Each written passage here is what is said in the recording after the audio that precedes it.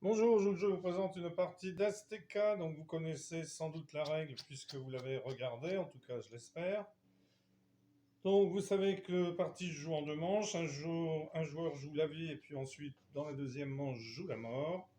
Les objectifs, il y en a deux. L'objectif de la vie c'est de s'étendre, donc il faut qu'il y ait au moins un pion de la vie dans chaque segment et dans chaque anneau. Et la mort, eh bien il lui faut au moins euh, un, un pion dans chaque cercle dans un anneau, c'est-à-dire remplir un anneau avec ses pions, ou alors remplir un segment. Et l'objectif principal, eh bien, c'est de mettre ces 14 pions sur le plateau. Alors, vous savez qu'il existe des captures, les naissances pour la vie. Donc, la vie donne naissance lorsque elle réussit à mettre 4 pions dans un segment.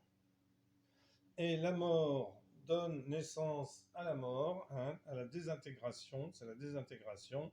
C'est-à-dire que lorsqu'un rouge se trouve entre deux pions de la mort, eh bien, il est transformé en pion de la mort.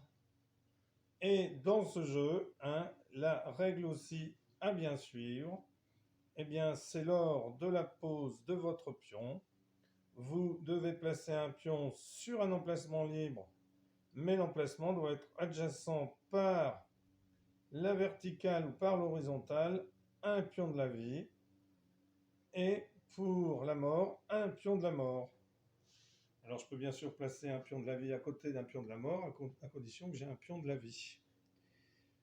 Si j'ai un pion de la mort ici, un pion de la vie ici, et un pion de la mort ici par exemple, je peux très bien placer ici un pion de la vie parce qu'il est à côté d'un pion de la vie.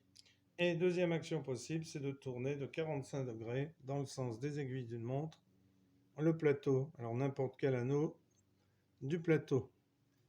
Alors j'ai essayé de rendre mon plateau assez manipulable, on va bien voir ce que cela va donner. Alors c'est la vie qui commence, donc hop, décide de se mettre ici, la mort décide de se mettre ici. Alors bien entendu au début, le pion de la vie ne peut pas mettre un pion à côté d'un autre pion puisqu'il n'y en a pas. Donc ici, c'est au joueur de la vie de jouer. Donc le pion de la vie décide de se poser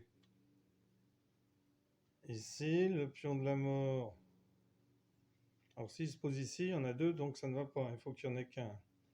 Donc le pion de la mort décide de se placer ici. Le pion de la vie décide de se mettre ici. Le pion de la mort décide de placer un de ses pions ici. Le pion de la vie décide de placer un pion ici, puisqu'il y a un pion de la vie. Le pion de la mort décide de placer un pion, donc à côté d'un pion de la mort, eh bien il va le placer ici, vous voyez. Lui, rouge n'a pas fait attention, la vie. Donc dans la mesure où il y a deux pions de la mort et qu'entre les deux il y a un pion de la vie, eh bien celui-ci est remplacé par un pion de la mort. Alors la vie décide de placer son pion à côté. Non, il va décider de tourner l'anneau ici. Donc celui-ci de 45 degrés. Hop, donc celui-ci n'a pas tourné. Voilà. Ah. Donc la mort, le pion de la mort décide de jouer ici, encadre un pion de la vie, donc le remplace. Le pion de la vie décide de se mettre ici. Le pion de la mort décide. Alors vous voyez, ça aurait été la vie là, et bien ça donnait naissance. Le pion de la mort décide de se mettre ici. Le pion de la vie décide de se mettre ici. Le pion de la mort suit le pion de la vie.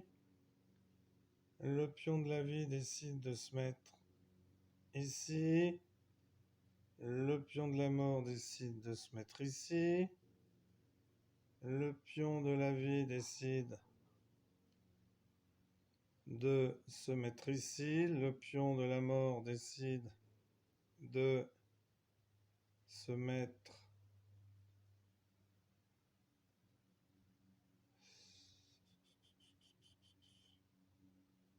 ici. Le pion de la vie décide de se mettre ici. Le pion de la mort décide de... Attention, hein, qu'il n'y ait pas les 14 pions de la mort, sinon c'est terminé pour le pion de la vie. Le pion de la mort décide de se mettre ici. Le pion de la vie décide de se mettre ici. Ah, il va y avoir une naissance car la mort ne peut pas se mettre ici. Le pion de la mort décide, eh bien si, il va se mettre ici et transformer un pion de la vie en pion de la mort. Les 14 pions de la mort sont sur le plateau. La vie a donc perdu, pardon. Voilà, un excellent jeu. Alors vous avez aussi le jeu pour 3 joueurs, eh bien vous découvrirez la règle. Si jamais cela vous intéresse de jouer avec des pions qui s'appellent des pions momies. Voilà, merci d'avoir suivi la vidéo et à bientôt pour une nouvelle vidéo. Au revoir.